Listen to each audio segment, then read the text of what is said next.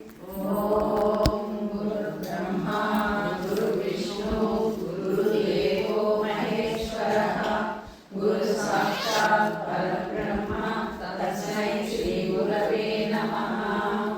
ఓం సహనా భవతు సహనౌ భునక్తు సహ వీర్యం కరవావహై తేజస్వినావధీతమస్తు మా విద్విషావహై. ఓం శాంతి శాంతి శాంతి. కృష్ణాయ వాసుదేవాయ హరే పరమాత్మనే ప్రణతక్లేశనాశాయ గోవిందాయ నమో నమః.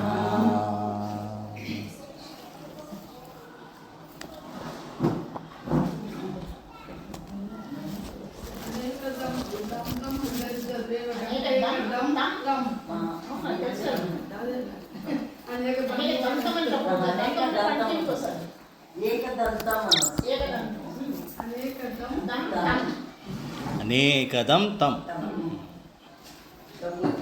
పెట్టే కదా వాళ్ళు వీడియో పెట్టినట్టున్నాను. అది శుక్లాంబరధరం వీడియో పెట్టినట్టున్నాను, పెట్టాను, క్లియర్గా పెట్టాను వాళ్ళని.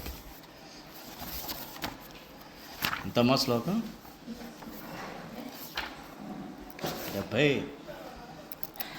70.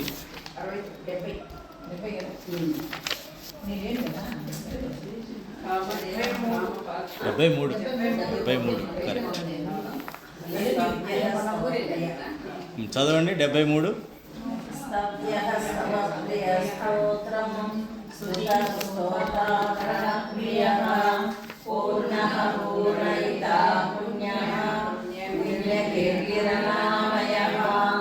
మళ్ళా ఇంకొకసారి.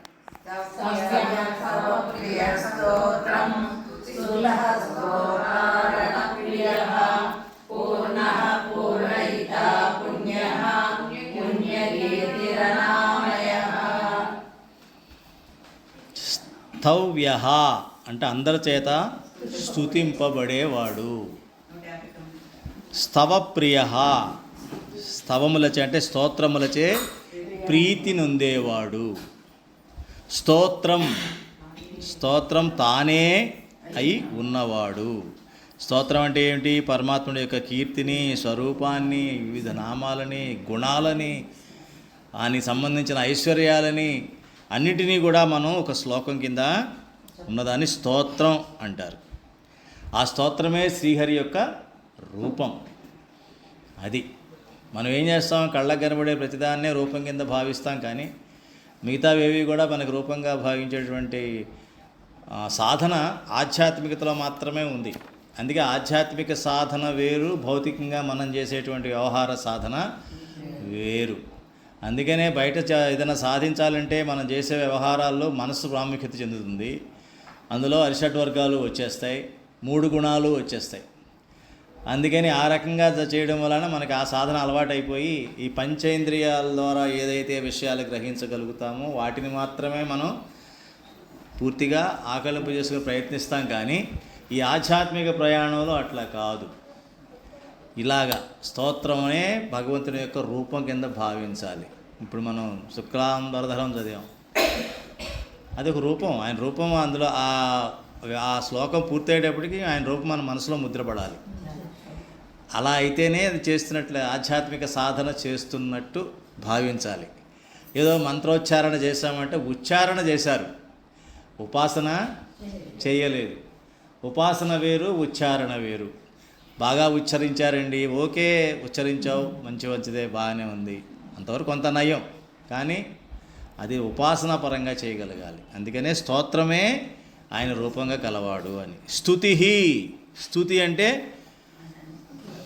స్తుతి, ఆయన రూపాన్ని మనం కీర్తించడం అన్నమాట. అంటే ఏంటి? స్తుతి రూపంలో ఉన్నవాడు. స్తుతి రూపంలో కూడా ఆయనే ఉన్నాడు, పొగడ్త రూపంలో కూడా ఆయనే ఉన్నాము. మనం ఏం చేస్తాం? ఆత్మస్తుతి ఎక్కువ చేసుకుంటా ఉంటాం, మన గురించి మనం స్తుతి చేస్తూ ఉంటాం. అది అపరాధం. మనలో ఉన్న భగవంతుడి గురించి స్తుతి చేయి. నాలో ఉన్న శక్తి ఆయన, నాలో ఉన్న వైభవం ఆయన, నాలో ఉన్న సంతోషం ఆయన, నాలో ఉన్నటువంటి ఆనందం ఆయన. అట్లాగా అనుకున్నప్పుడు అది స్తుతి అవుతుంది. లేదు నేను అంత గొప్ప ఇంత గొప్ప అది ఇది ఈ శరీరం గురించి ఎంత చెప్పుకున్నా అది స్తుతి కింద రాదు. స్తోత అంటే స్తుతి చేయువాడు కూడా తానే అయి ఉన్నవాడు. అంటే ఏంటి? మనం పరమాత్మని స్తుతి చేసేటప్పుడు మన మనసు చేయగలుగుతుందా? స్తుతి చేయలేదు. మన ఆత్మ మాత్రమే చేయగలుగుతుంది. మనసు చేసేది చెప్పా కదా ఇందాక, అది పంచ విషయాల ద్వారా గ్రహించిన విషయాల గురించే మాట్లాడుతుంది తప్ప మనసు పరమాత్మ గురించి చేసేటువంటి స్తుతి కేవలం ఆత్మపరంగానే సాధ్యం. అందుకే ఇందాక చెప్పాను మీకు, ఉచ్చారణ వేరు. స్తోత్రం బాగా ఉచ్చరించారండి అంటే అది పరమాత్మకి అందదు అన్నమాట. అది ఉపాసన. ఆ స్తోత్రాన్ని ఒక రూపాన్ని శుక్లాంబరం అనేటప్పటికి చివరికి మనకు విష్ణుమూర్తి రూపం, విఘ్నేశ్వరుడు రూపం రెండు మన మనసులో మెదలాలి. ఆ రూపంగా దాన్ని భావించినప్పుడు అప్పుడు స్తోత ఎవరు? అలా భావించింది ఎవరు? మనసా ఆత్మ? ఆత్మ. మనసు కాదు. మనసు భావించలేదు. మనసుగా కెపాసిటీ లేదు. మనసు ఒక అద్దం లాంటిదే. మనసు ఒక అద్దం లాంటిదే. మనం ఏం చూస్తున్నాం? అద్దంలో ఉన్నది అద్దమా? అద్దం మనమే ఉంటాం. కాబట్టి నేను అన్నదే ఉంటుంది. ఆత్మ ద్వారా చేసి అంటే ఆత్మ కూడా నేనే అని చెప్తున్నాడు ఆయన. మీలో ఉన్న ఆత్మను కూడా నేనే అని కూడా చెప్తున్నాడు. రణప్రియ, యుద్ధం అంటే ఆయనకి చాలా సిద్ధం అంటాడు ఆయన. ఎందుకని?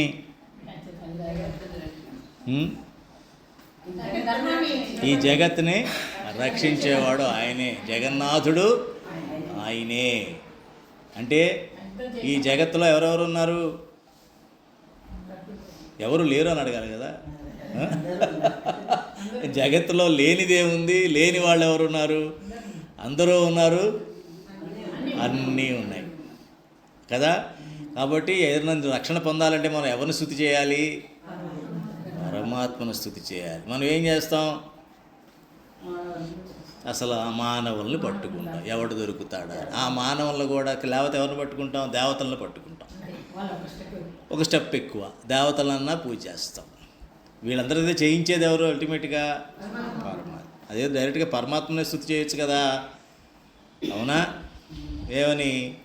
ఏదైనా కష్టం వచ్చింది, ఏదన్నా ఇబ్బంది వచ్చింది, ఆయన్నే మనం స్తుతి చేయాలి. కరుణాకర, దీనబంధు అని ఇట్లా రకరకాలుగా చేస్తే ఆయన, ఎందుకంటే స్తోత్రప్రియుడు కదా ఆయన. ఎప్పుడైతే నన్ను స్తుతిస్తోందో ఈ ఆత్మ నన్ను కోరుకుంటోందంటే అర్థం ఏంటంటే ఆ ఆత్మ నన్నే శరణుదొచ్చింది కాబట్టి నాదే బాధ్యత అని ఆయన వచ్చి ఆ యొక్క సంకటాన్ని కానీ ఆ యొక్క ఇబ్బందిని కానీ ఆయన తొలగిస్తాడు. మనం ఏం చేస్తాం? మనసుతో చేస్తాం అన్నీ. మనసుతో చేస్తే ఆయనకి అందదు. ఎప్పుడుగో అందుతుంది. అందగా మొరపెట్టుకుంటారు చూసారా? పెట్టుకొని ఏంటి గోలగా ఉంది ఏంటి ఒకసారి చూస్తే పొరపాటున అప్పుడేమన్నా, అంతేకాని డైరెక్ట్ కనెక్షన్ అయితే రాదు. అందుకనే జగత్తును రక్షించే నిమిత్తం యుద్ధం చేయడానికి ఆయన సదా సిద్ధమే. ఆయన చేతుల్లో ఎల్లప్పుడూ 5 ఆయుధాలు ఉంటాయి మనకు తెలుసు. పాంచజన్యం అనే శంఖం, ఆయన ముందు శంఖం పూరిస్తాడు. ఏదన్నా సరే ముందు విషయం చెప్పే యుద్ధానికి వస్తాడు తప్ప చెప్పకుండా దొంగలాగా వచ్చి దొంగ దెబ్బ ఇప్పుడు తీయడు. అట్లాగే సుదర్శనం అనే చక్రం ఉంది. ఆ చక్రం యొక్క ప్రభావం ఏంటి? దాని పేరే సుదర్శనం. అంటే ఏంటి? సుదర్శనం, మంచి దర్శనం అంటే వాడికి ఉన్న చెడు బుద్ధులు, ఆ దురాత్మ మొత్తం దానంతా నాశనం చేసి మన్నాలను తీసేసి ఆయన సుదర్శన చక్రంతో చనిపోయాడంటే వాడు దివ్యమైపోయి ఉన్నత లోకాలకే పోతాడు తప్ప కింద లోకాలకు వెళ్ళే అవకాశం లేదు. సుదర్శనం అనే చక్రం, శారంగం అనే విల్లు, కౌమోదకి అనే గద, నందకం అనే ఖడ్గం ఆయన దగ్గర ఉన్నాయి. ఎక్కడ ఏది ఎలా వాడాలో ఆయన తెలుసు. దాన్ని వాడి ఆ రకంగా దాన్ని చేస్తూ ఉంటారు. పూర్ణ అంటే పరిపూర్ణ స్వరూపుడు. అంటే ఏంటి? సర్వశక్తులతో ఔన్నత్యంతో కూడి ఉన్నందున ఆయన అన్ని విషయాలలో సంపూర్ణుడు. పరిపూర్ణము అంటే ఏంటి? ఎక్కడ కూడా లోటు అన్నది లేదు, లేమి అన్నది లేదు, కొరత అన్నది లేదు. మనం ఆ రకంగా భగవంతుడిని భావించాలి. నీ దగ్గర లేనిది ఏముంది స్వామి? ఇక నువ్వే శరణు, నువ్వు మాత్రమే నన్ను కాపాడాలి, నువ్వు మాత్రమే నన్ను బాగా చూసుకోవాలి. నేను నీ శరణు చూస్తాను కాబట్టి నా ఆనందానికి నీవే హామీ. ఇంక దేని ద్వారా నేను ఆనందాన్ని తెచ్చుకున్నా కూడా అది క్షణికమైన విషయం నేను గ్రహించాను. కాబట్టి నీ ద్వారా వచ్చే పరమానందం ఏదైతే శాశ్వతంగా ఉంటుందో దాన్ని నాకు ప్రసాదించు అని చెప్పి మనం తెలివైన వాడు అడిగే ప్రార్థన ఇది. తెలివి తక్కువ వాళ్ళు ఏం చేస్తారు? చేతులు కాలేక ఆకులు పట్టుకుంటారు. అంతా అయ్యాక పరమాత్మ దగ్గరికి వస్తారు. వచ్చి అర్జెన్సీ, ఎమర్జెన్సీ, ఐసీలో ఉన్నప్పుడు పూజ చేస్తారు.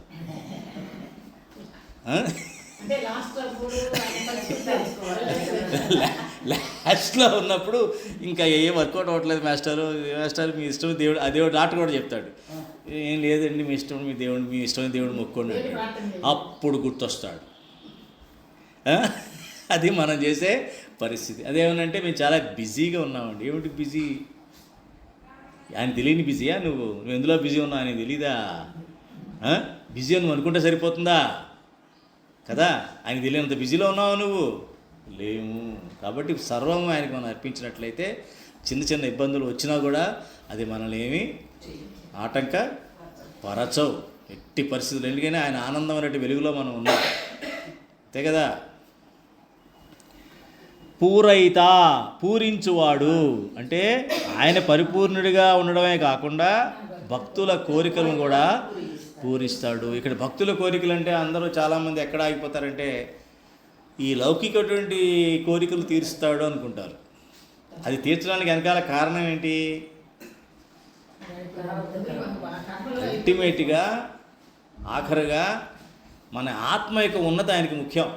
శాశ్వతంగా ఏది ఉందో దానికే ఆయన పిత, అశాశ్వతమైన దానికి ఆయన ఏం కాదు, ఇది టెంపరీ కదా. కానీ మరి కోరికలు ఎందుకు తీరుస్తాడు మధ్యలో అంటే నీ ఆనందాన్ని, నువ్వు ఆనందాన్ని కోరుకున్నావు కాబట్టి ఆయన ద్వారా, ఇక్కడ ఇబ్బంది పడుతున్నావు కాబట్టి ఏం చేస్తాడు, కొంచెం టైట్ డ్రెస్ వేసుకుంటున్నాడు పిల్లాడు ఎవడన్నా కొంచెం లూజ్ చేస్తాడు అంతే. అంతేగాని పూర్తిగా చేయడానికి ఆయన చేయడు అనమాట. ఎందుకంటే ప్రకృతి ధర్మాన్ని అనుసరించి ఏది కూడా ఆయన వ్యతిరేకంగా వెళ్ళాడు. అందుకని ఎప్పుడు కూడా ఆయన్నే మనం కనుక పూజించినట్లయితే, ఆయనే భావించినట్లయితే మనకి అప్పుడు మనకి కోరికలు తీరుస్తాడు. అంతేగాని కోరికలు ఇప్పుడు తీరుతాయా ఎవరికైనా మనిషికి? అసలు కోరికలు తీరడం అన్నది మానవ జాతిలో ఉందా? మనిషిగా జన్మెత్తాడంటేనే వాడి కోరికలు పుట్ట. అది ఎంత లాగుతున్నా వస్తూనే ఉంటాయి. అది చూసారా, దూది పింజ తీసుకొని ఇట్లా లాగుతూ ఉంటే ఇంక వస్తూనే ఉంటుంది. ఈ రూమ్ అంతా అయినా కూడా ఇంకా వస్తూనే ఉంటుంది అందులో వచ్చి. కోరికలు ఎప్పుడు తీరుతాయా? తీరవు. కాబట్టి కోరికలు తీరుస్తాడంటే అన్ని నువ్వు పెట్టినటువంటి పెద్ద లిస్టు తీరుస్తాడని కాదు అక్కడ అర్థం. కోరికలు అంటే ఏం చెప్తారంటే కోరికలు అగ్నికి ఆజ్యం పోసినట్లేనంట. ఒక కోరిక తీరిందంటే ఇంకా మంట ఇంకా పెరుగుతుంది, మళ్ళీ ఇంకో కోరిక వస్తుంది, ఇంకా డబల్ త్రిబుల్ వచ్చేస్తూ ఉంటాయి. దానివల్ల అశాంతి తప్ప శాంతి అన్నది రాదు. అది పరిపూర్ణుడు అంటే అర్థం ఏంటంటే కోరికల వలనే ఆనందం వస్తుంది అనుకున్న వాళ్ళకి కోరికలు తీరితేనే ఆనందం వస్తుందన్నవాడు పరిపూర్ణుడు కాదు. ఆనందానికి కోరికలు సంబంధం లేదు. కోరికలు తగ్గించుకుంటేనే ఆనందం వస్తుంది ఎవరైతే అనుకుంటారో వాళ్ళే పరిపూర్ణులు అవుతారన్నమాట. పుణ్యమునిచ్చేవాడు. ఆయన నామస్మరణ మాత్రంతోనే పాపాలన్నీ నశించిపోతాయి. తెలుసు కదా ఆయన నామ జపం యొక్క మహిమ ఏమిటో మనకు అందరికీ తెలుసు.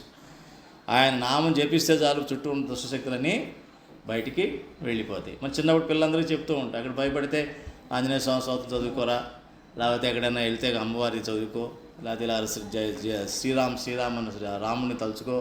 ఇది తలుచుకున్నట్లయితే నీకు మధ్యలో ఎటువంటి ఇబ్బంది రాదు అని మనం అంటూ ఉంటాం. కానీ మనం మర్చిపోతాం. ప్రయాణం మొదలు పెడతాం, సూట్ కేసు ఎక్కడ ఉంది అది ఎక్కడ, ఈ గోల తప్ప భగవంతుడు క్షణం కూడా తలుచుకొని మొదలు పెట్టాం ప్రయాణం. అక్కడ ఇబ్బంది వస్తే మళ్ళీ వెంటనే అప్పుడు గుర్తొస్తాడు. అందుకని ఇబ్బందులు పెడుతుంటాడు. ఆయన కరుణ ఏ రకంగా చూపిస్తాడు మన మీద అంటే ఇబ్బందుల ద్వారా. మరి అది ఆ ఇబ్బంది కరుణైనప్పుడు ఈ రకంగానే గుర్తొచ్చుకుంటున్నాం కదా, అర్థమైందమ్మా. కానీ తెలివైన వాడు చేసే పని ఏంటంటే ప్రతి పని, ప్రతి ఆలోచన, ప్రతి విషయంలో కూడా ముందు భగవంతుడి పేరు తీసుకున్న తర్వాతే మొదలు పెడతారనమాట. సంకల్పం చెప్పుకుందే, భగవంతుడి సంకల్పం చెప్పుకుందే మనం ఏ పని చేయకూడదు. అప్పుడు సంకల్పం చెప్పుకొని మనం పని చేసినట్లే అది పూజ కింద మారుతుంది. ఎప్పుడైతే అది పూజ కింద మారుతుందో అప్పుడు ఆయనకి అందుతుంది. మన సంకల్పాలు చెప్పుకోం, ఎట్టి పరిస్థితుల సంకల్పాలు. ఎందుకంటే మన మనసు నిండా పుట్టలు రకరకాల విషయాలు ఉన్నాయి. అది లాస్ట్లో ఉంటుంది దేవుడు అన్న అంశం. దేవుడు అనే విషయం ఎక్కడ ఉంటుంది? చివరిలో ఉంటుంది. లేకపోతే వచ్చే నెక్స్ట్ పండుగ చూసుకుందాం, లే పండుగ అయిపోయింది కానీ నెక్స్ట్ పండుగ చూసుకుందాం. ఈ గోల రోజు ఎక్కడ పడతాం దేవుడి గోల? ఏదో పండగకి వస్తే పర్లేదు కానీ ప్రతిరోజు దేవుడు ఏంటండి గొడవ, ఆ స్థితికి వెళ్ళిపోతాం.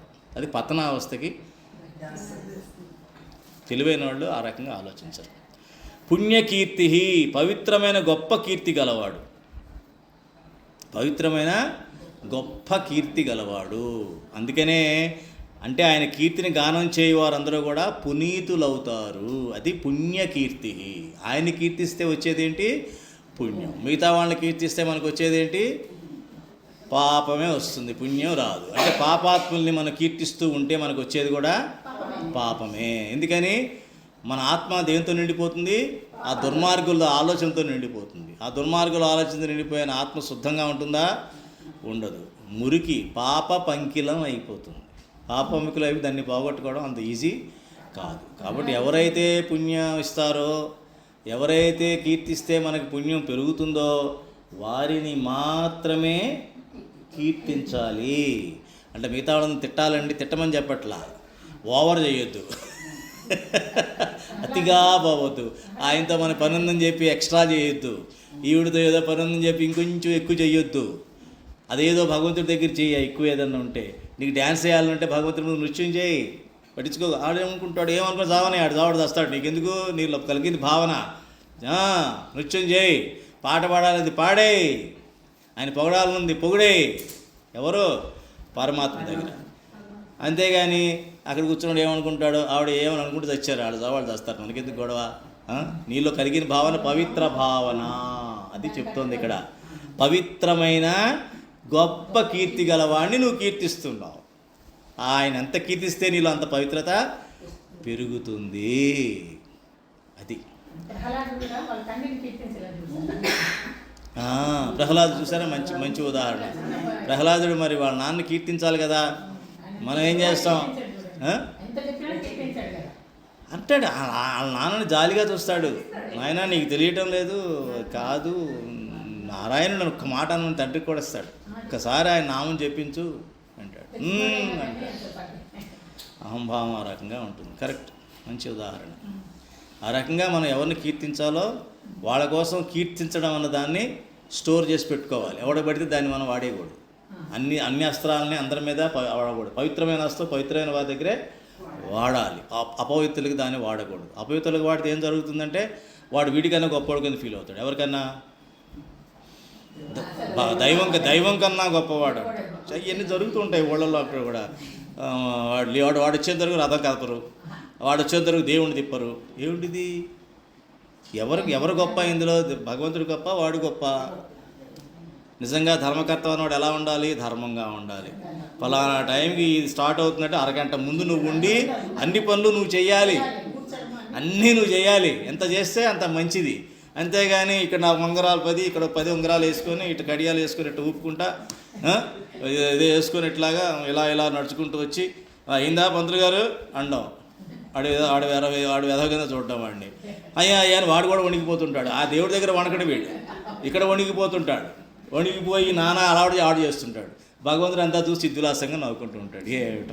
వీడి డ్రామా ఏంటి, వాడి డ్రామా ఏంటి, వీళ్ళు ఎప్పుడు బాగుపడతారు, నన్ను ఇక్కడ ఎండలో నుంచోబెట్టి ఎండలో నుంచోబెడతారు. భగవంతుడిని ఎండలో నిలబెట్టామంటే ఒక విగ్రహం అంటే విగ్రహం, అది విగ్రహం కాదు, అది భగవంతుడే. నువ్వు ఆయన్ని విగ్రహంలో పెట్టుకొని చూసుకుంటున్నావు అంటే అర్థం ఏంటి? భగవంతుడే. ఒక అతిథే, నీకు గెస్ట్గా పిలిచావు, సరే నువ్వు వచ్చాడు ఆయన. మన ధైర్యం ఏంటంటే ఆ విగ్రహమేలే, ఆయన మాట్లాడతాడా చస్తాడా, ఇక వేస్తాడు ఒకసారి దెబ్బ. ఆయనే వేయడమ్మా, నీవే తెచ్చుకుంటావు. నీ అహంకారంతో ఏం చేస్తావు? మన అహంకారం మనం ఏం చేస్తాము? ఆయన్ని మర్చిపోతాం. ఎప్పుడైతే ఆయన మర్చిపోతామో మన మీద మాయ కబళించేస్తుంది. ఎప్పుడైతే మాయ కబళించేస్తుందో మనకి ఇంకా మనం రక్షించే దిక్కు వేరే ఉండదు. శరణాగతి అప్పుడు శరణాగతి పొందినా కూడా పర్వాలేదు, వచ్చేస్తాడు పాపం ఆయన. చూసారా? మరి ప్రహ్లాదుడు భగవంతుడు అవతారం జనరల్గా ఏదో ఒక రాజ్యం గురించో లేకపోతే కొంత మానవాళి గురించో తీసుకుంటాడు, కానీ ఒక వ్యక్తి కోసం తీసుకున్న జన్మ ఏంటి? అవతారం నరసింహస్వామి. ఒక్క భక్తుడి కోసం వచ్చాడు. ప్రహ్లాదుని రక్షించడం కోసం ఆయన అవతారం ఎత్తాడు. మిగతా అవతారాలు అలా కాదు. ధర్మ సంస్థాపన ఒక ఆయన, ఇంకో ఆయన ఆదర్శ పురుషుడిగా చూపించాలని ఇట్లా రకరకాలుగా సమాజం యొక్క అభివృద్ధి కోసం మంచి కోసం వచ్చారే తప్ప ఇట్లాగా కేవలం ఒక భక్తుడి కోసం సపరేట్గా అవతారానికి వచ్చినటువంటి దాఖలాలు కేవలం ప్రహ్లాద దగ్గరే మనకి చూడగలుగుతాం. ప్రహ్లాదుడికేనండి, మనకు కూడా కాదని మనకు కూడా అవుతుంది. మీరు టెస్ట్ చేసుకొని చూసుకోండి కావాలంటే. భక్తుడిగా మారండి, అన్నీ మారిపోతాయి. భక్తుడిగా మారండి, అన్నీ మారిపోతాయి జీవితంలో. అనంతమైన ఆనందం వస్తుంది. అక్కడే విశ్వాసం ఉండదు కదా మనకి. ఇవన్నీ నమ్మకం ఉండదు. ఫస్ట్ నమ్మకం వచ్చినా నిష్ట ఉండదు. ఈ నమ్మకం నిష్ట తర్వాత సదాచారం ఉండదు, సదాలోచన ఉండదు. ఈ 4 లేనప్పుడు మనకి నమ్మకం బలపడదు. నాకు నేను మంచిగా ఉన్నాను అనుకుంటూ ఉంటాను, అది ఉపయోగం లే. నువ్వు ఎవరికాళ్ళు అందరూ మంచివాళ్ళే, అందరూ కూడా ఇంకా మంచివాళ్ళే. చివరికి ప్రతివాడు ఆ మంచితనం మనలో భగవంతుడి రూపంలో, భగవంతుడు మంచితనం అంటే ఏంటి? భగవంతుడే, అది మన రూపంలో ఉంటుంది. బిల్లారంగా తెలుసా? అప్పుడెప్పుడు మన చిన్న వయసులో విన్నాం. బిల్లారంగా అని వాళ్ళు పెద్ద క్రిమినల్స్, ఎవరినో రేప్ చేసి చంపేసి వాళ్ళ బ్రదర్ని కూడా చంపి, ఆ రోజుల్లో అది పెద్ద ఇప్పుడని చాలా జరిగిపోతున్నాయి అట్టండి. కానీ ఇప్పుడే బిల్లారంగాలు తెగ ఉన్నారు. కానీ అప్పుడు అదే ఫస్ట్ కేసు కాబట్టి చెప్పుకునేవాళ్ళు దాని గురించి. అతన్ని చివరికి ఉరేస్తున్నప్పుడు వాళ్ళు ఏమన్నారు తెలుసా? దానికి కారణం వాళ్ళ అమ్మంట.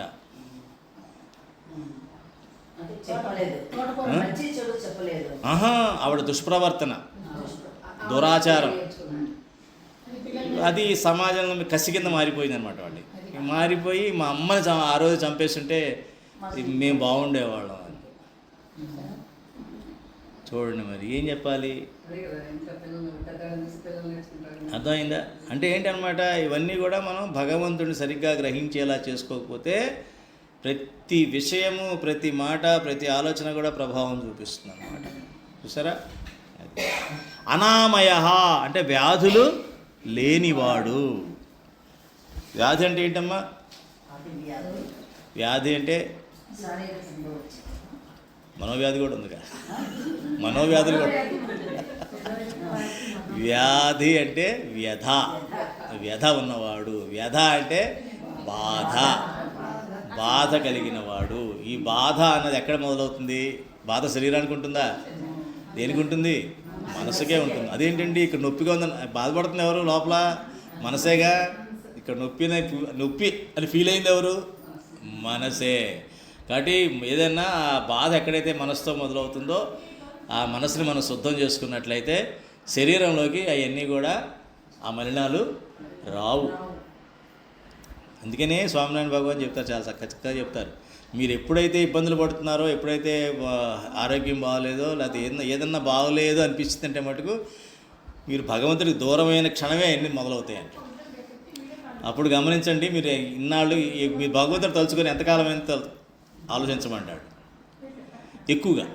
ఎక్కువగా భగవంతుడిని తలుచుకుంది. ఏదో మొక్కుబడిగా ఏదో పొద్దున్న పూజ చేసేసాను, అక్కడ పూలు కొన్నాను, మొత్తం పెట్టుబడేసాను, అది కాదు. అలా కాదు. మనస్ఫూర్తిగా ఆత్మయుతంగా భగవంతుడిని మాత్రమే మనం ఆశ్రయించారు. ఎన్నాళ్ళైందో ఒకసారి చూడమని చెప్పాడు అనమాట. అప్పుడు మనం వెనక్కి చూస్తే గతంలో ఎక్కడ కనిపించదు అది. ఎందుకని? ఒక బాధ పైన ఇంకో బాధ పెరిగిపోతాయి. రోగానికి కారణం మానసికమైనటువంటి వ్యధ. అది బయటికి చెప్పుకోలేము. ఎవరికి చెప్పాలి? ఇవన్నీ కూడా పరమాత్మకి చెప్పాలి. మనకు తెలిసిపోతుంది డిస్టర్బెన్స్. నెంబర్ 1 వస్తుంది ఆలోచన. నెంబర్ 1 ఆలోచన ఏం చేస్తాం? అహం అడ్డుకుంటుంది అనమాట. ఏంటి ఏం తప్పు చేశారని, నేనేమన్నానని అంటుంది. తర్వాత ఈలో దాని పరిణామం ఏం జరుగుతుంది? ఇంకోటి పడిపోతుంది దీనిపైన, ఇంకోటి ఇంత పెరిగిపోతుంది అనమాట. ఎప్పుడైతే ఇంత పెరిగిపోతుందో అది శరీరంలో ఒక వ్యాధి కింద బయటకు వచ్చేస్తుంది. బయటకు వచ్చినప్పుడు ఈ బాధని, ఇంకా బాధలో మునిగిపోయిన వాడు పరమాత్మను తలుచుకోవడం కష్టం. ఎక్కువ బాధలో ఉన్నవాడు పరమాత్మని తలుచుకోలేడు. అందుకని మొదటి ఆలోచనలోనే ఎప్పుడైతే నా అహం డామినేట్ ఫస్ట్ ప్రాబ్లం రాగానే, ఆలోచనే కావచ్చు, దుష్ట ఆలోచన కావచ్చు, బాధపడే ఆలోచన కావచ్చు, ఏదన్నా కావచ్చు, ఏం వచ్చినా కూడా వెంటనే మనం పరమాత్మని పిలవాలి, పరమాత్మను ఆశ్రయించాలి. నెక్స్ట్ వచ్చేవి రావు, ఇక దూరంగా వెళ్ళిపోతాయి. అది సాధన మనం ఎవరికి చెప్పాల. కష్టాల్లో దేవుణ్ణి ప్రార్థించు, మిగతా అప్పుడు బాగా ఎంజాయ్ చేయి. ఏంటి అంటే ఎంజాయ్ చేస్తున్నామండి. ఏమిటి ఎంజాయ్ చేస్తున్నావు? ఏమిటి ఎంజాయ్మెంట్ పేరు చెప్పంటే? ఏముందండి, శుభ్రంగా బ్రహ్మాండంగా తింటాం, తిరుగుతాం, ఆడుకుంటాం, గెంతుతాం. అవునా, సరే, అది ఎంజాయ్మెంట్. ఎంతసేపు చేస్తావా ఎంజాయ్మెంట్? ఏదో పూట. ఇంటికి వెళ్ళాక కాళ్ళు నొప్పులు, అలసట, ఇంట్లో చూసి ఇల్లు అలాగే ఉంటుంది, మళ్ళీ నేనే సర్దుకోవాలి, ఏ గోల. అవునా కదా? మరి ఏమైపోయింది ఎంజాయ్మెంటు? పోయి. ఎంజాయ్మెంట్ వద్దని నేను చెప్పట్లా, అప్పుడు కూడా భగవంతుడికి అర్పించాలి. ఇదేదో నాకేదో ఇచ్చావు భగవంతుడా, నిన్ను మర్చిపోకుండా చూడు నీ కాసేపు. అది నా మనసు చాలా దొంగ, దానికి పర్మిషన్ ఇచ్చానంటే నేను మర్చిపోయేలా చేస్తా సుమా, దాన్ని చూసుకో నువ్వు. అప్పుడు మీకు ఆటోమేటిక్గా సిగ్నల్ వస్తుంది. రియల్ ఎంజాయ్మెంట్, భగవంతుడి ఆలోచన పక్కకే, ఆయన ఆలోచన ఉన్నప్పుడే నాకు ఎంజాయ్మెంట్ అనే ఫీలింగ్ నీలో పాతుకుపోద్ది. ఎప్పుడైతే అలా పాతుకుపోతుందో ఎంజాయ్మెంట్ చేస్తూ ఉంటావు, కానీ పరమాత్మనే మట్టుకు వదలవు. ఇప్పుడు ఎవరైనా చంటి పిల్లాడు ఉన్నాడు కానీ వాడికి వెళ్ళాలని ఉంది ఎక్కడికన్నా, పిల్లాడు తీసుకెళ్తుందా వెళ్దా కూడా? ఏది నేను పిల్లాడిని సరిగ్గా ఎంజాయ్ చేయలేను కాబట్టి ఆయన పడేస్తాను పోతానంటదా అంటారు కదా ఎవరు కూడా. అలాగే భగవంతుడి పక్కన పెట్టిన ఎంజాయ్మెంట్గా లోపమా అంటే భగవంతుడే లోపం వేస్తున్నాడు, నువ్వు భగవంతుడు నమ్మట్లా, మిగతా చెత్త అంతా నమ్ముతున్నాం మనం. అవునా కదా? సో భగవంతుడిని పక్కన పెట్టి చేసే అన్ని తప్పులు, భగవంతుడిని మర్చిపోయి చేసే అన్నీ కూడా పాపాలు. సింపుల్గా చెప్తున్నాను మీకు. భగవంతుని గుర్తు తెచ్చుకున్న ప్రతిదీ కూడా మనల్ని కాపాడుతుంది. భగవంతుని గుర్తు తెచ్చుకొని చేసినటువంటి ప్రతి విషయం కూడా మనల్ని రక్షగా ఉంటుంది. దానివల్ల వచ్చేటటువంటి దుష్పరిణాలు మన మీదకి రావు. ఆ నలుగురిలో ఉండే మనం చేసేటువంటి విషయాలు, ఆచరణ పద్ధతి కూడా మన కంట్రోల్లోనే ఉంటాయి, సమయంలో ఉంటాయి. మనం మాట్లాడే మాటలు కానీ, మనం మాట్లాడే పద్ధతి కానీ, అక్కడ వాళ్ళతో ఉన్న పరిస్థితి కానీ అన్నీ కూడా సమయంలో మనకి ఉంటాయి. అప్పుడు ఏం చేస్తాం? దుష్టశక్తుల బారిన మనం పాడాం. అప్పటివరకు ఏ అలవాటు లేదా, ఏంటి రండి పర్లేదు సిగరెట్ తాగుతారండి అంటాడు. అంత జనాలు చూసి ఉత్సాహం వచ్చేస్తుంది వీడికి. దేవుడు మర్చిపోయాడు వీడు. ఎప్పుడో చిన్నప్పుడు ఎప్పుడో కాలేజ్ వెళ్ళిపోతాడు, వాళ్ళ దగ్గర కూర్చుంటాడు. ఇక్కడ నెమ్మది పత్తా ఉంటుంది, ఇక్కడ కూర్చుంటాడు, ఇక్కడ చూస్తూ ఉంటాడు. వచ్చేసింది మాయ లోపలికి ఎంటర్ అయిపోయింది. ఈ భగవంతుడు లేడు, పాడు లేడు, ఇక్కడ అవుట్. అవునా? అదనమాట అనామయ అంటే వ్యాధులు లేనివాడు మాత్రమే మనకి వ్యాధులు రాకుండా చేయగలుగుతాడు. కానీ నువ్వు వ్యాధులు లేనివాడివి, నేను నిన్ను ఆశ్రయించాను కాబట్టి నువ్వు నాకు కూడా వ్యాధులు లేకుండా చెయ్యి అని చెప్పడం. తర్వాత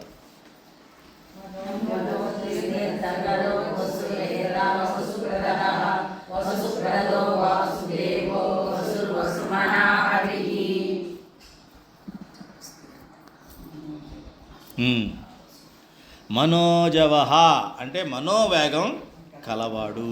ఆయన సర్వంతర్యామి కాబట్టి మనసుకు గల వేగం ఆయనకు ఉంది. అన్నిటికన్నా వేగమైంది ఏంటి? మనసు. ఈ క్వశ్చన్ ఎవరేశారు? ఈ ప్రశ్న ధర్మరాజుకి ఎవరేశారు? యక్షుడు వేశాడు ఈ ప్రశ్న. వేసినప్పుడు ఆయన పెట్టిన సమాధానం ఇది. అన్నిటికన్నా వేగవంతమైంది మనసు. కానీ మన మనస్సు వేగమైనంటారా?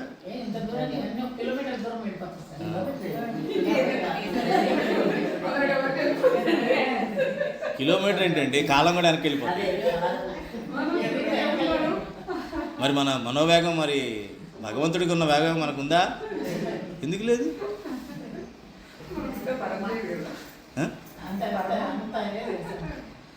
మన వేగాన్ని ఏం చేసాం? ఆర్టీసీ బస్సు వాడు ఏం చేస్తాడు? పెట్రోల్ కన్సంప్షను ఎక్కువ దాచుకోవడం కోసం 40 కిలోమీటర్ దాటి వెళదంటాడు ఆ బస్సు.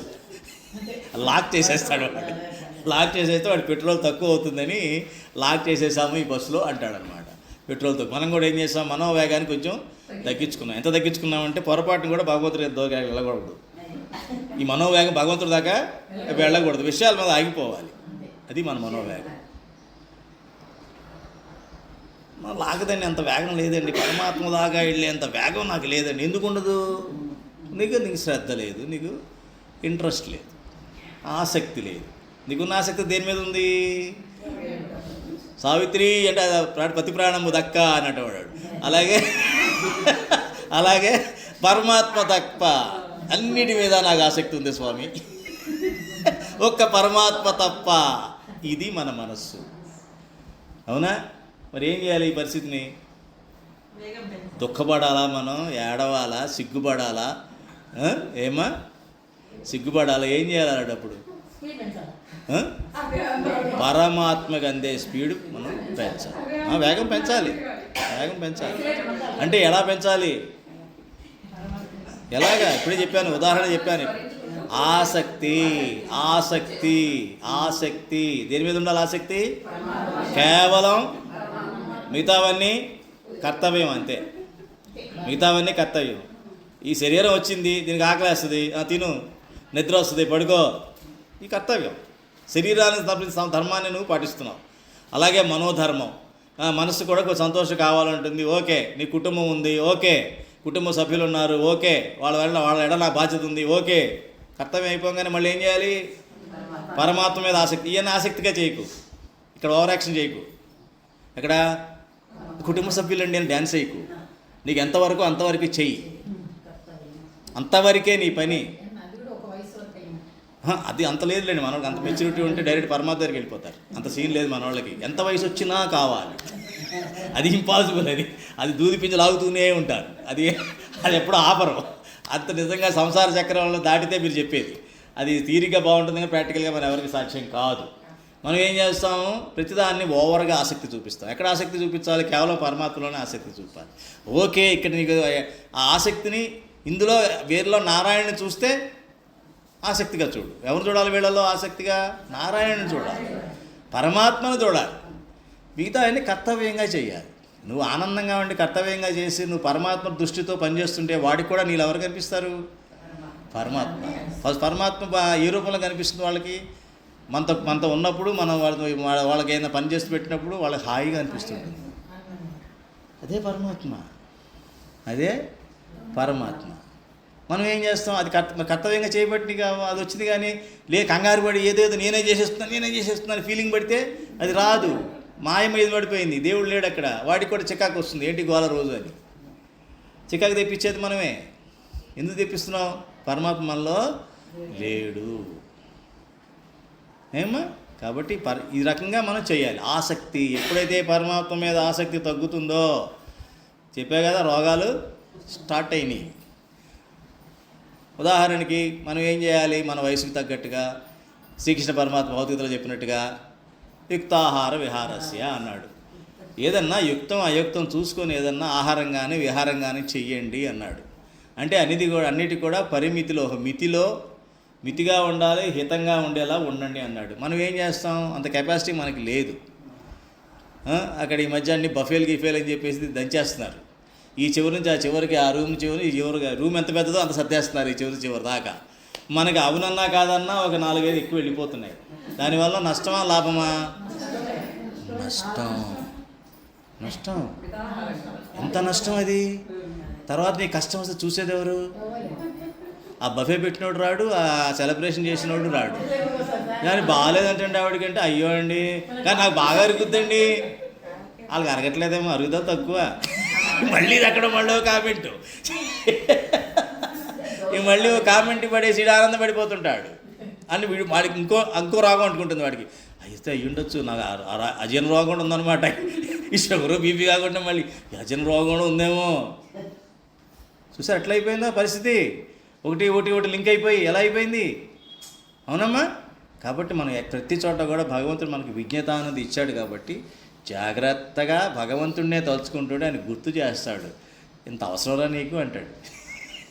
వెళ్ళేవారికి ఒక ప్లేట్ దగ్గరికి ఇంకో దగ్గరికి వెళ్ళి వెళ్తున్నాను, ఏరా నీకు ఇంత అవసరమా? కృష్ణుడిగా ఏం చెప్పానరా నీకు భగవద్గీతలో అంటాడు. స్వామి అని పక్కన పడేసేసి పక్కన ఎవడు లొట్టలేసి చెప్తున్నా మనకి ఓకే బాస్, చాలా థ్యాంక్ యూ, బాగుందా, బాగా తినని మనం వెళ్ళిపోతాం. వాటి మనసులో 2 రోజులు కనబడ్డు. ఏమైపోయావురా నువ్వు అంటే, తిన్నాను కానీ బాసు ఆయిల్ తేడా అనుకుంటా, ఏదో తేడా చేసింది అంటాడు. 2 రోజులు కనబడకపోయేటప్పటికి ఏమైంది? మనం ఎలా ఉంటాం? ప్రశాంతంగా ఉంటాం. ఈ ప్రశాంతత భగవద్భక్తుడు అన్నవాడు, సత్సంగి అన్నవాడు ఎదుటివాడికి ఒక మోడల్గా ఉండాలి. అంటే మన నిష్టలో కానీ, మన ఆచరణలో కానీ, మన ఆలోచనలో కానీ ఎప్పుడైతే మనం మోడల్గా ఉంటామో పక్కవాడికి ఇందులో ఏదో ఉంది అనిపిస్తుంది.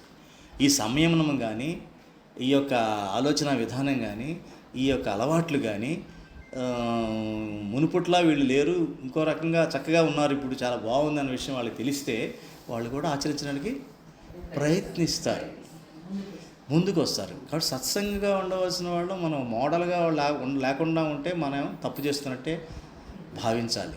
మనం మోడల్గా వాళ్ళకు ఉండగలగాలి. ఇది కూడా సాధ్యం అన్నమాట విషయం వాళ్ళకి తెలియాలి. వాళ్ళకి తెలియాలని మనం చెయ్యం. మనం ఏం చేస్తున్నాం? భగవంతుడి కోసం చేస్తున్నాం. ఎవరిని ప్రసన్నం చేసుకోవడం చేస్తున్నాం? మనం ఏ పనైనా కేవలం పరమాత్మనే ప్రసన్నం చేసుకోవాలి. మిగతా ఎవరిని ప్రసన్నం చేసుకోవడానికి వద్దు, అంతొద్దు. కావాలంటే కొద్దిగా నీ లిమిట్లో ప్రసన్నం చేసుకో. మన లిమిట్లో ప్రసన్నం అంటే ఏంటి? సపోజ్ నేను గురువు గారు అని చెప్పి చెప్పి నలుగురు తలా ఒకటి తీసుకొస్తున్నారు. ఆ 2 తింటానమ్మా, మిగతా అన్నట్టు బాగుంటుందా? బాగోదు కదా. ప్రతి వాళ్ళది కొద్ది కొద్ది తీసుకొని ఆ లిమిట్లోనే దాన్ని కంప్లీట్ చేయాలి. అంతేనా? ఎందుకని అక్కడ మనోభావన కూడా ముఖ్యం. సపోజ్ మీరు ఫండ్ ఇచ్చినా కూడా ఏదో కొంచెం చిన్న ముక్క తీసుకొని మిగతా వరకు పెట్టేసేయాలి. అంతేగాని మనం మొత్తం ఇచ్చారు కదా మొత్తం నేను తినేస్తే అది పద్ధతి కాదు కదా. అట్లా అనమాట. అంటే చెప్తున్నాను బాధ ఎలా వస్తుందో చెప్తున్నాను. ఎందుకు చెప్తున్నానంటే భగవంతుడు తప్ప ఆసక్తి ఎక్కడైనా ఎక్కువ పెట్టుకున్నట్లయితే మనం ఇబ్బంది పడే అవకాశం ఎక్కువ. పైగా ఈ వయసులో మరీ ఎక్కువ. ఎందుకంటే శారీరక బాధ త్వరగా బయటకు వచ్చేస్తుంది. అది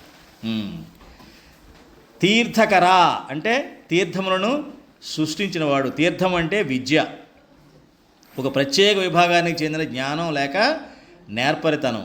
వేదాల్లో చెప్పబడిన 14 విద్యలకు, వేదాల్లో లేని విద్యలకు ఆయనే మూలకారకుడు కాబట్టి ఆయనను తీర్థకరుడు అని పిలుస్తారు. పురాణాల్లో చెప్పిన విధంగా సృష్టి ప్రారంభంలో ఆయన హయగ్రీవుని రూపంలో మధుకైటభులు అనే 2 రాక్షసుల్ని వధించాడు. ఆ తర్వాత బ్రహ్మకు వేదాలన్నీ బోధించాడు.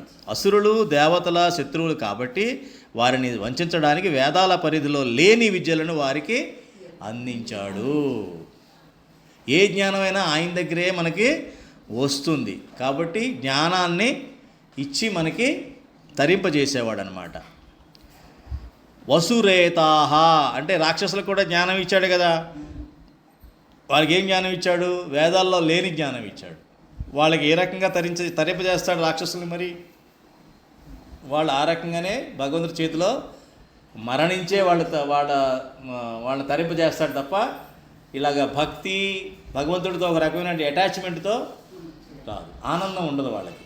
వాళ్ళ ఆనందం దేని మీద ఉంటుంది? విషయాల మీద ఎక్కువ ఉంటుంది. పరమాత్మ చేత వాళ్ళు శిక్షించబడతారు.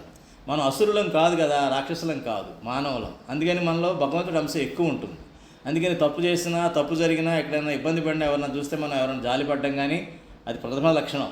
ఆధ్యాత్మిక వేత్తకి ఫస్ట్ ప్రథమ లక్షణం ఏంటంటే జాలి అనేది, కరుణ అనేది ఉండాలి. జాలి కరుణ లేనివాడు భగవంతుడి భక్తుడి కింద రాడు. అది లేనివాడు రాక్షసుడి కింద కౌంట్ అవుతాడు. కాబట్టి ఇవన్నీ మనలో ఉన్నాయి కాబట్టి మనం రాక్షసుడిలాగా ఆయన శిక్షిస్తే నాకు తరించిపోయేస్తాడులే అనుకోకూడదు. మనం ఏంటి? ఆయన యొక్క పూజ ద్వారా, ఆయన ఆరాధన ద్వారా మన యొక్క ఆనందాన్ని పొందుతాం. అది మనం తెలుసుకోవాలి. వసురేతాహ అంటే బంగారు వర్ణం గల రేతస్సు కలవాడు. దేవ పూర్వమాపహ సృష్ట్యా తాసు వీర్యమపాసృజత్ తదండమభవత్ హైమాం బ్రహ్మణ కారణం పరం. దేవ పూర్వం ఆపహ అంటే భగవానుడు ఏం చేశాడు? మొట్టమొదట ఆప అంటే జలాన్ని సృష్టించాడు. అందులో సృష్టి బీజాలను ఉంచాడు.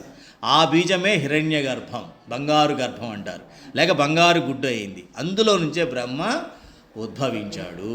వసుప్రద, వసు అంటే ఐశ్వర్యం. వసుప్రద అంటే ధనాన్ని సమృద్ధిగా ప్రదానం చేసేవాడు. మళ్ళీ వసుప్రద వచ్చిందా? వసుప్రద 2 times వచ్చింది. వసుప్రద గొప్ప సంపద అయిన మోక్షాన్ని ప్రసాదించేవాడు. అంటే ఓ రకమైన లౌకికంగా కావాల్సిన ధనాన్ని ఇచ్చాడు. ఇంకోటి పారలౌకికంగా ఇచ్చేటువంటి ముక్తిని కూడా ఆయన ఇచ్చాడు. గొప్ప సంపద ఏమంటున్నాడు? మొత్తానికి మోక్షం. అన్నింటినీ మించిన గొప్ప సంపద ఏమిటి? మోక్షమే గొప్ప సంపద. ధనం కానీ ఇవి కాదు. అవి అవసరం లేదని కాదు, అవి ఉండాలి. కానీ అన్నింటి మించిన గొప్ప సంపద మోక్షం. మనం ఆ గొప్ప సంపద తెచ్చుకోవడానికి ప్రయత్నించాలి, కానీ చిన్న చిన్న సంపదల దగ్గర మనం ఆగిపోకూడదు. అంటే బ్రహ్మస్వరూపమే విజ్ఞానం, పరమానందం. అది ధనదాతకు, బ్రహ్మతత్వం ఉండే బ్రహ్మతత్వవేత్తకు పరమగమ్యం. అది బృహదారణ్యకోపనిషత్తులో చెప్పడం జరిగింది. విజ్ఞానం ఆనందం బ్రహ్మరాతిర్ధాతు పరాయణం తిష్టమానస్య తద్విధ. అది లేక దేవతల శత్రువులైన వారి ధనాన్ని నశింపజేయవాడని కూడా అర్థం ఉందిట. దేవతల శత్రువులు ఎవరమ్మా? రాక్షసులు. వారి యొక్క ఐశ్వర్యాన్ని, వారి ధనాన్ని కూడా ఆయన హరించేస్తూ ఉంటాడు. వాసుదేవ అంటే వసుదేవుని కుమారుడు. అంటే అంటే వసుదేవుడు అంటే అందరిలోనూ ప్రకాశించేవాడు అని అర్థం. వసుహు అంటే సర్వ ప్రాణులకు నివాస స్థానమై ఉన్నవాడు. అంటే సర్వ ప్రాణుల్లోనూ ఉన్నాడు కాబట్టి అన్ని ప్రాణుల్లో కూడా మనం ఒకే రకంగా భావించాలి. వసు మనహ అంతటా సమదృష్టి కలవాడు. వసు మనహ అందరిలోనూ సమదృష్టి కలవాడు. హవిహి హవిస్సు తానే అయి ఉన్నవాడు. అంటే ద్రవ్యం అన్నమాట. బ్రహ్మార్పణం బ్రహ్మ హవిహి అని చెప్పారు భగవద్గీతలో. బ్రహ్మమే హవిస్సు, అది బ్రహ్మానికే అర్పించబడుతుంది. కాబట్టి భగవంతుడు లేని ప్లేస్ మనకి ఇక్కడ లేదు. కాబట్టి ఇక్కడ మనం గమనించాల్సింది ఈ శ్లోకంలో ఈ రకంగా మనస్సు గురించి తెలుసుకున్నాం, అలాగే వసువు గురించి తెలుసుకున్నాం, ఐశ్వర్యం ఏంటంటే తెలుసుకున్నాం, అలాగే యజ్ఞంలో ఉన్న హవిస్సు కూడా ఆయనే అనే విషయం మనం తెలుసుకున్నాం. ఇంకొక శ్లోకం చదివి అప్పుదాం. చదవండి.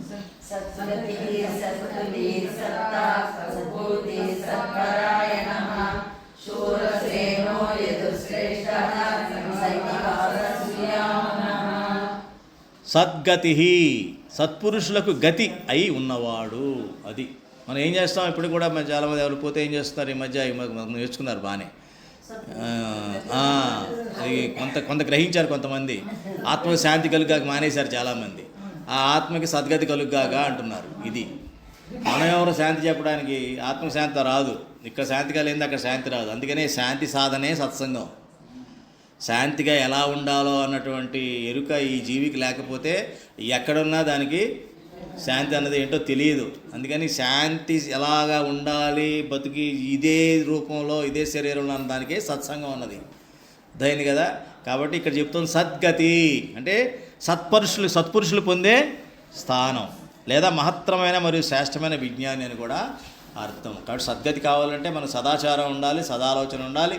మనం ఇందాక అనుకున్నట్టుగా పరమాత్మనే మనం ఆశ్రయించాలి, పరమాత్మ చెప్పిన ఆజ్ఞలనే మనం ఆచరించాలి. మిగతా ఏవి కూడా మనం కర్తవ్యంగా నిమిత్తంగా ఆచరించాలి, కానీ అవన్నీ కూడా భగవంతుడు చెప్పింది చేయాలి. అలాగే అస్తి బ్రహ్మేతి చేద్వేద సంతమేనం తతో విదుహు, ఇది తైత్రేయ ఉపనిషత్తులో చెప్పారు. అంతటా బ్రహ్మతత్వమే కలదని ఎరిగిన వ్యక్తిని సత్పురుషుడిగా తత్వవేత్తలు అంటున్నారు. అది ఇప్పుడు మనం చూసాం కదా, ఇక్కడ సత్పురుషులు అని చెప్తాం. మోహన్ స్వామి వారాదని నా ప్రముఖ స్వామి. ఎందుకని వాళ్ళు బ్రహ్మజ్ఞానం అంటే బ్రహ్మతత్వంలో ఉన్నవారు. వాళ్ళు అంటే మాయకి పైన ఉన్నవాడు. సత్పురుషులు ఎవరయ్యా అంటే మాయకి పైన ఉండేటువంటి బ్రహ్మతత్వ జ్ఞానులనే మనం సత్పురుషులు అనాలి, కానీ మిగతా వాళ్ళు ఎవరిని సత్పురుషులని అనకూడదు. ఇది ఒకటి గుర్తుపెట్టుకోండి, చాలా ముఖ్యమైనటువంటి విషయం. మనం చెప్పింది కాదు, ఈ తైత్రేయ ఉపనిషత్తులో చెప్పారు. అంతటా బ్రహ్మతత్వమే కలదని ఎరిగిన వ్యక్తిని మాత్రమే సత్పురుషుడిగా భావించాలి. అంటే అంతటా బ్రహ్మానే చూస్తారు తప్ప వాళ్ళు ఎక్కువ తక్కువ ఇవన్నీ చూడరు. జంతువులను అలా చూస్తారు, పక్షుల్ని, క్రిముల్ని, కీటకాలన్నిటినీ సమానంగా చూస్తారు. సత్కృతి సత్కార్యాలను చేయవాడు లేదా జగద్రక్షణాది కృత్యాలను నిర్వర్తించువాడు. అంటే ఇప్పుడు సత్పురుషుడు భగవంతుడేనా? భగవంతుడే. ఇక్కడే చెప్పింది మరి సద్గతి అంటే అదే కదా. కాబట్టి మన ప్రత్యక్ష భగవంతుడు ఎవరు మనకి? సత్పురుషుడు మాత్రమే. ఎవరైతే బ్రహ్మజ్ఞానాన్ని తెచ్చుకున్న వ్యక్తి ఉన్నారో వారు మాత్రమే మనకి ప్రత్యక్ష దైవం. ఆ దైవాన్ని ఊహించుకోలేనప్పుడు ప్రత్యక్షం ఉన్న దైవాన్నే మన యొక్క ప్రతిక్షణం ఆయన మూమెంట్, ఆయన మాట, ఆయన పద్ధతి, ఆయన చేసే చూపు అవన్నీ కానీ మనం గమనిస్తూ ఉంటే మనకు కూడా అది వస్తుందన్నమాట. అలా సత్కృతి సత్కార్యాలు చేసేవాడు, జగద్రక్షణాది కృత్యాలను నిర్వర్తించేవాడు. కాబట్టి ఎవరైతే వాళ్ళు ఏం చేస్తారు? సత్పురుషులు ఎప్పుడు కూడా సత్కార్యాలను మాత్రమే చేస్తారు. అలాగే సత్తా ఏకైక సత్యమై ఉన్నవాడు. అంటే సజాతీయ విజాతీయ స్వపర భేదాలు లేని అనుభూతిని సత్తా అంటారు. అది కానీ మన బయట ఏమంటాం? సత్తా అంటే పవరు, శక్తి. ఆ శక్తికి సత్తా అని వాడేస్తారు వీళ్ళు. అది కాదురా వాడు సత్తా లేదురా వాడికి అంటారు. అదేం కాదు, అది తప్పది. సత్తా అంటే ఏంటనమాట? ఏకైక సత్యమై ఉన్నవాడు, ఆయన మాత్రమే సత్యం. మిగతా ఏది కూడా సత్యం కాదు. అది మనకి గ్రహించాల్సిన విషయం. అదే ఏకమేవా ద్వితీయం అని చెప్పి మనకి చాందోగ్య ఉపనిషత్తులో కూడా చెప్పడం జరిగింది. అంటే బ్రహ్మం ఒక్కటే, రెండోది అనేది ఏది లేదు. సద్భూతి అనుభూతి అన్నమాట. అంటే అస్తిత్వం, అనుభూతి తానే అయి ఉన్నవాడు. అంటే నేను ఉన్నాను అన్న ఫీలింగ్ ఏదైతే ఉంటుందో అది ఆయనే. అంతే కదా. మనలో ఉన్న బాలుడు, బాలిక చనిపోయింది. యువకుడు, యువతి మనలో ఉన్నది చనిపోయింది. ఇప్పుడు ఏ స్టేజ్లో ఉన్నాం మనం? వార్ధక్యంలో ఉన్నాం, అవునా కదా? కానీ మనలో ఉండే ఆ నేను చచ్చిపోయిందా? సావలా. అలాగే ఈ నేను అన్నది ఈ శరీరాన్ని వదిలినా కూడా సావదు, అలాగే ఉంటుంది. అర్థమైందమ్మా? కాబట్టి ఆ నేను జాగ్రత్తగా మనం రక్షించుకోవాలి. ఆ నేను అన్నదాన్ని జాగ్రత్తగా పరమాత్మకి లింక్ చేసుకొని మనం రక్షించుకోవాలన్నమాట. అది అస్తిత్వం అంటారు. అనుభూతిని ఏమంటారు? అస్తిత్వం, నేను ఉన్నాను అనేదాన్ని. అలాగే జగత్ స్వరూపుడు సత్స్వరూపుడు ఆయన తానే అయి ఉన్నవాడు, లేదా సత్పురుషులకు ఐశ్వర్యమై ఉన్నవాడు. సత్పురుషులకు ఐశ్వర్యం ఏమిటి? ఆయనే. పరమాత్మ మాత్రమే వారికి ఐశ్వర్యం తప్ప మిగతా ఏది ఐశ్వర్యం కింద వారు భావించరు. ఒక్కసారిగా వచ్చేసి అయ్యా మీరు చాలా సత్పురుషులు మేము గ్రహించాం, మొత్తం ఈ ప్రపంచానికే రాజుని చేసేస్తాం మిమ్మల్ని అంటే నవ్వేసి వద్దంటారు. ఇష్టపడలేదు, సరిపోలేదా మీకు? మొత్తం 14 లోకాలు బ్రహ్మాండం రాసి ఇచ్చేస్తామని అన్నాడు దేవత వచ్చి అంటారు. లేదండి మొత్తం అనంత సృష్టికి మీరే దేవుడు అంటారు. లేదు మరి మీకు ముక్తి వచ్చేసింది, మీరు పరమాత్మ దగ్గరికి వెళ్ళిపోయారు. ఎటువంటి కోరిక వాళ్ళకి ఉండదు. పరమాత్మ వాళ్ళలోనే ఉంటాడు తప్ప ఇంకో భావన అన్నది వాళ్ళలో రాదు. సత్పరాయణ అంటే సత్యాన్ని సాక్షాత్కరించుకున్న మహాత్ములు చేరుకోగల పరమస్థానమై ఉన్నవాడు. అంటే మనకు పరాయణ ఎవరన్నమాట? మనం ఎవరు పరాయణం అవ్వాలి? సత్పురుషుల పరాయణం అవ్వాలి. అంటే ఎందుకని అవ్వాలి? విష్ణు సహస్రనామంలో సత్పరాయణ చెప్పారండి. పరమాత్మే సత్పురుషులకి పరాయణుడై ఉంటాడు. ఆయనే పరాయణుడై అంటే భక్తులకి భగవంతుడు పరాయణుడై ఉంటాడు. మరి నేను కూడా ఆయనకి పరాయణుడు అవ్వాలి కదా. ఆయన పరమభక్తుడైన వారికి నేను పరాయణుడు అయినట్లయితే నాకు ఆయన పరాయణ వచ్చినట్టే కదా అని మనం వీరికి పరాయణం ఉండాలన్నమాట. అలాగే శూరసేన అంటే వీరులను సేనలుగా కలవాడు. తన సైన్యంలో హనుమంతుని వంటి వీరులైన సైనికులు కలిగినవాడు. అంటే భగవంతుని భక్తుల్లో విపరీతమైనటువంటి వీరత్వం ఉంటుంది, శూరత్వం ఉంటుంది. బయట కనబడుతుందా? కనబడదు. బయట కనబడే వీరత్వాన్ని ఏమంటాం? క్రూరత్వం అంటాం. బయట కనిపించే వీరత్వాలన్నీ ఏంటి? క్రూరత్వం. అంటే ఎదుటివాడిని బెదిరించో, భయపెట్టో, బ్లాక్మెయిల్ చేసో రకరకాలుగా వాళ్ళు వీరత్వాన్ని చూపిస్తూ ఉంటారు. అది వీరత్వం కింద అనిపించుకోదు, శూరత్వం కింద అనిపించుకోదు. ఇక్కడ భగవంతుడు చిన్న ఉదాహరణ ఏమిచ్చాడు? హనుమంతుడు లాంటి వీరుడు అనమాట. హనుమంతుడు లాంటి వీరత్వం ఉన్నవారు వారి సైనికులుగా ఉంటారు. ఎవరు సైనికులుగా? రాముడు, మన భగవంతు పరమాత్మ సైనికులుగా వాళ్ళు మాత్రమే ఉంటారు తప్ప ఈ అర్భకులు వీళ్ళెవరూ కూడా వారి సైనికులుగా ఉండే అర్హత లేదు. యదుశ్రేష్ఠ, యాదవుల్లో చాలా శ్రేష్ఠుడు. అది మరీ చెప్పాడు భీష్మాచార్యుడు. పాపం ఇంకా గమనిస్తారేమో ఇప్పటికన్నా, యాదవ్లో శ్రేష్ఠుడు అంటే ఎవరో ఎత్తుక్కుంటారు, నీ పక్కనే ఉన్నాడు అని కూడా చెప్తాడు. అలాగన్నా గమనిస్తారంటే కూడా అలా కూడా ఆయన్ని ఎవరు కూడా పరమాత్మ కింద గమనించలేరు. అడ్రస్ కూడా ఇచ్చాడు, డోర్ నెంబర్ కూడా ఇచ్చాడు, అయినా కూడా ఎవరు గ్రహించరు. ఎందుకంటే వాళ్ళలో ఉన్న దోషాలు ఎక్కువగా ఉన్నాయి. మనుషులాగా ఉన్నాడు వీడేవాడు దేవుడు. ఏముందిలే ఇలా మాలాగా పెరిగాడు, మాతో ఆడుకున్నాడు, మాతో పెరుగుతున్నాడు, ఆయన పెళ్లి చేసుకున్నాడు, ఆయన పిల్లలుగా అన్నాడు. ఏంటి ఆయన దేవుడు ఏంటి? ఈలాంటి ఏదో ఫీలింగ్లని మనలో వచ్చేసి మనం గుర్తించలేని స్థితికి మనం వెళ్ళిపోతాం. సన్నివాస, సత్పురుషులకు నివాసమై ఉన్నవాడు. ఆల్రెడీ చెప్పా కదా. అందుకని సత్పురుషులే వారి నివాసం. అంటే సత్పురుషుల్లో అఖండంగా పరమాత్మే ఉంటాడు. అంతే కదా. ఇప్పుడు మన ఇంట్లో 10 గదులున్నా 4 గదులున్నా ఇల్లు ఎవరిదే అంటే ఫలానా వారిది అంటాం. అంతే కదమ్మా. అంటే అన్ని గదులు ఆయన ఉంటాడా? ఉండడు. కానీ ఆయన ఇల్లనే చెప్తాం. అట్లాగే పరమాత్మ సత్పురుషులు అంటే సత్పురుషుల లోపల పరమాత్మ అఖండంగా ఉంటారన్నమాట. అది సుయామున అంటే యమునా తీరవాసులైన దేవకీ వసుదేవ నందగోప యశోద బలభద్ర సుభద్రాలతో పరివేష్టించబడి ఉన్నవాడు, లేదా గోపాలుడి రూపంలో బ్రహ్మాది దేవతల చేత యమునా తీరంలో ఆరాధింపబడుతున్నవాడు. అది ఇక్కడ కూడా మళ్ళీ క్లూ ఇచ్చాడు. ఈయనేరా బాబు భగవంతుడు, గ్రహించండి అని. కానీ చాలా కొద్ది మంది మాత్రమే గ్రహించారు. అది ఆ యొక్క ఆత్మ యొక్క పరిణితి బట్టి ఉంటుంది. గ్రహించిన వాళ్ళు బాధపడ్డారు. తర్వాత ఆయన వెళ్ళిపోయిన భూమి వదిలేసి వెళ్ళిపోయిన తర్వాత ఆనందాన్ని పొందలేకపోయామే, ఆయన భగవంతుడిగా ఉన్న ఆనందాన్ని పొందలేకపోయామని బాధపడతారు. అందుకని ఎప్పుడైతే సత్పురుషుడి భూమిపైన ఉంటాడో వాడితో కనుక మన అనుబంధాన్ని పెంచుకున్నట్లయితే ఆనందాన్ని ప్రతి క్షణం మనం అనుభవించవచ్చు. లేకపోతే ఆనందానికి దూరం అయిపోయి ఏమిటో జీవితం అంతా ఇట్లా నడుస్తుంది, అర్థం పర్థం లేకుండా ఉంది, ఏం చేయాలో తెలియట్లేదు, ఎక్కడికి వెళ్ళాలో తెలియట్లేదు అని పిచ్చిగా మనం పిచ్చిగా ప్రవర్తిస్తుంటాం.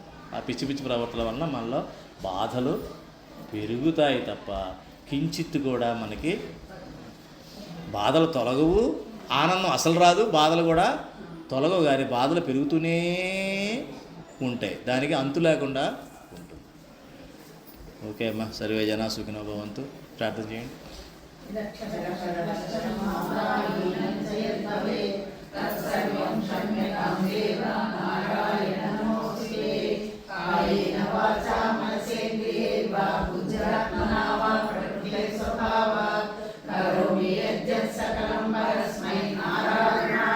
సమర్పయామి నారాయణాయేతి సమర్పయామి.